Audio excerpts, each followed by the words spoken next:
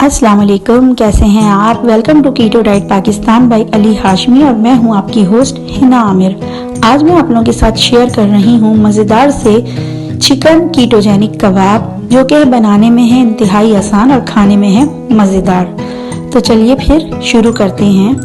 मैंने 1 kilo chicken का कीमा लिया है। उसमें मैंने 2 टेबल स्पून अदरक लहसुन का पेस्ट डाला है, 1 teaspoon Himalayan pink salt, 1 teaspoon कुटी लाल मिर्च, 1 टीस्पून पिसा धनिया, 1 टीस्पून पिसा गरम मसाला, 1 टीस्पून चाट मसाला डाला। अब यहाँ पे 1 अंडा फेंट के वो भी इसमें मैंने डाल दिया और इसको बहुत अच्छी तरह से मिक्स कर लिया इस तरह से। अब एक बेकिंग ट्रे ली और उस पर ऑयल की ग्रीसिंग कर दी है फॉइल लगा के, और अब उसको इस तरह से फैला लेंगे चमचे की मदद से या जो भी आपके पास स्पैचुला है उसकी मदद से, बिल्कुल इस तरह से।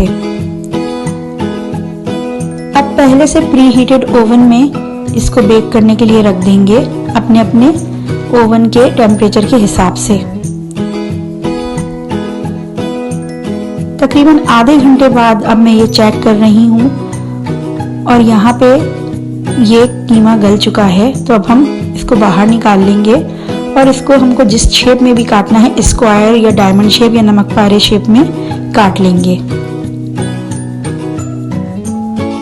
अब ये कबाब ऑलरेडी पहले से गले हुए हैं, बस अब हम इसको शैलो फ्राई करेंगे। 1 टेबल स्पून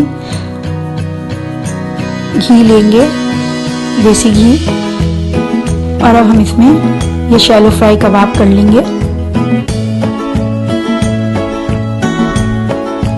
जब एक तरफ से कबाब सिक जाएंगे तो हम उसको पलट देंगे दूसरी तरफ इस तरह से।